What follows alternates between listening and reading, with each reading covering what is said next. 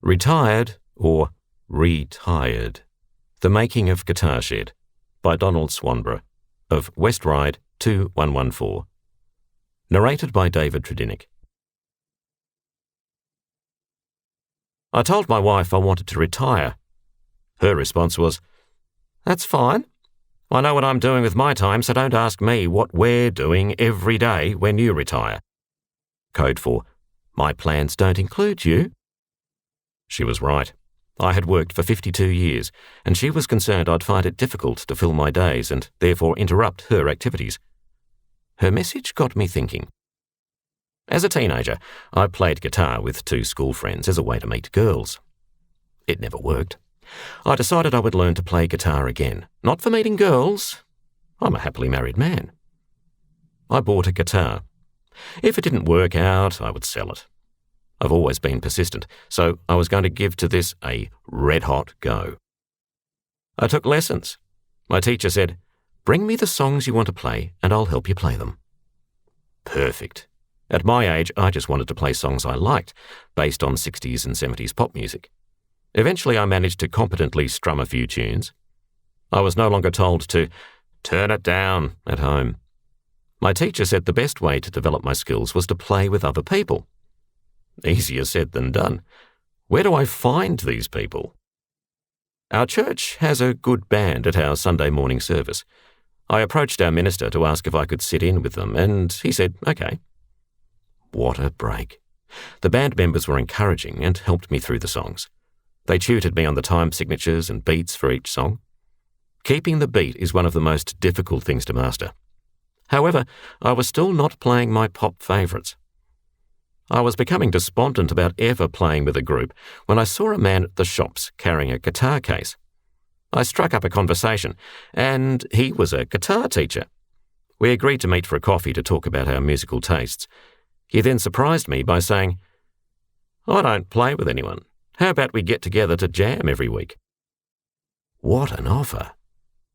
I've now come to realise how many musicians give freely of their time to help others. I told him I already had a teacher, and that made no difference to him. We began playing together. No strings attached. This helped me enormously. He had started a gig with a vocalist buddy to host an open mic night at a local club. He invited me to come along. Open mic nights are a friendly, non-judgmental way to develop musically.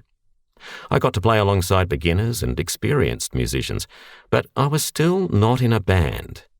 I needed to connect with folks who wanted to play music together. I computer-generated posters with my story, visited local music stores, asked to put them on their notice boards, and then wait for the response. I received 3 calls from guys who had guitar experience and wanted to play with others. Their ages ranged from 69 to 77.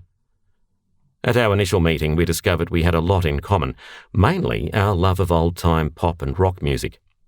We agreed to jam together to see if it would work. At our first session, we played well together. I approached my church to ask if we could hire a hall for rehearsal. They were supportive, offering us free use of a hall. We began by submitting 1 song each to learn and play together. We worked on 3 rock standards to make our debut at the open mic night. My wife and some friends came along to support us. She has been my most honest critic, but was generally surprised at how polished we were. Thumbs up for our inaugural Guitar Shed performance. This was our new name, riffing off the men's shed. As we wanted to give more performances, where could we play? I rang a friend who worked with aged care homes and retirement villages and asked him if they needed entertainment for their residents. His response was, "They'd bite your arm off." We'd found our niche. He introduced me to one of his clients who ran a number of homes. Their activities officer was willing to engage us sight unseen. She offered us a fee, which we declined as we wanted to see how it went first. It was not a great performance. We are our own harshest critics. However, we were invited back for concert 2. This was much better. Since then, we have performed and been booked 21 times so far to play in aged homes and retirement villages. We have gained confidence and upskilled with each performance.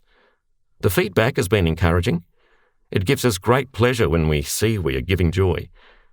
These folks were late teens or young adults at the birth of rock and roll, so we play the songs they know and love.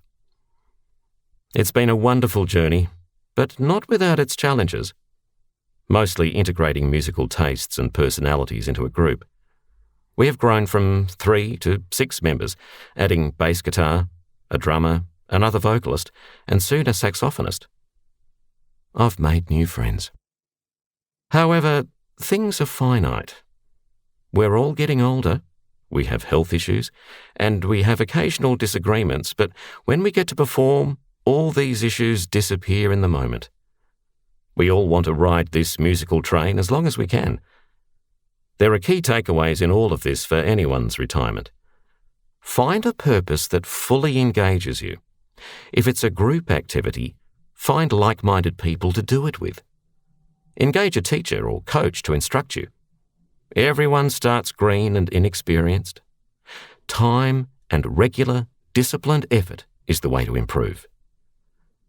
Make it a fulfilling retirement rather than a mere retirement. The end.